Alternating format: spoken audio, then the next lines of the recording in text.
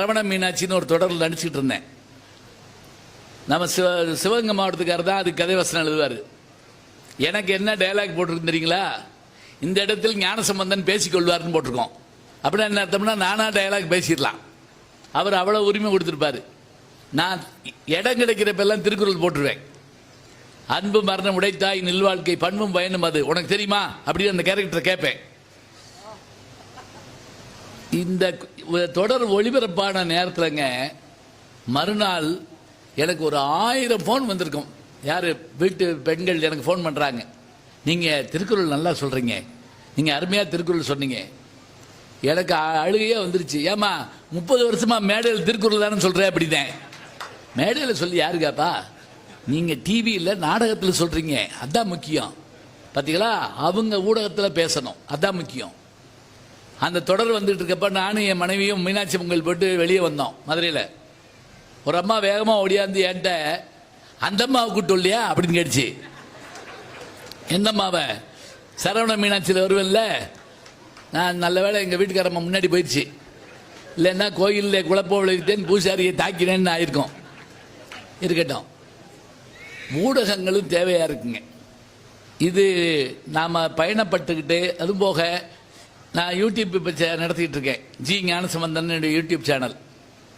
ஒரு நிகழ்ச்சி இன்னைக்கு நான் காலையில் போட்டேன்னா அடுத்த நிமிஷம் கிழக்கே ஆஸ்திரேலியாவில் இருந்தோம், அந்த பக்கம் மேற்கே லண்டன்ல இருந்தோம், அமெரிக்காவில் இருந்தோம், அடுத்த நிமிஷம் ஒரு வாழ்த்து வரும், ஒரு செய்தி வரும், அபூர்வமான விஷயத்தை சொல்றீங்க அப்படின்னு சொல்லுவாங்க.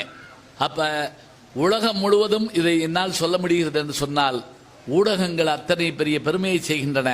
அதற்காக நாம் எல்லாரையும் பாராட்டிவிட்டு, இங்கே இன்னொரு சிறப்பு என்னன்னா, உள்ள நுழைகிற போதே அந்த கீழடி அரங்கம் வச்சிருந்தாங்க. எனக்கு என்ன மகிழ்ச்சி தெரியுங்களா?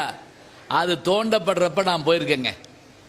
கீழடியில் அமர்நாத் ராமகிருஷ்ணன் அவர் தான் அதனுடைய கதாநாயகன். வேதாசலம், சாந்தலிங்கம் இவர்கள்லாம் முக்கியமானவங்க. அவங்களெல்லாம் கூப்பிட்டு பேச வைக்கணும். இப்போ நானும் அவரும் பெங்களூரில் பேசினோம்.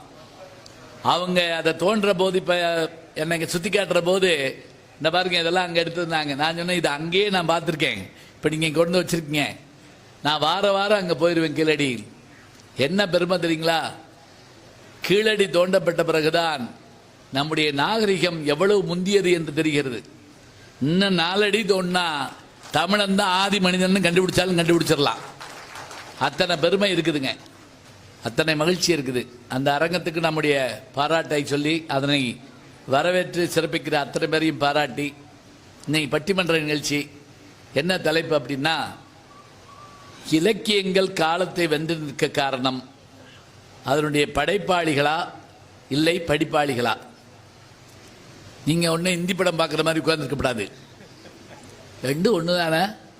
அது என்ன படைப்பாளி, அது என்ன படிப்பாளி?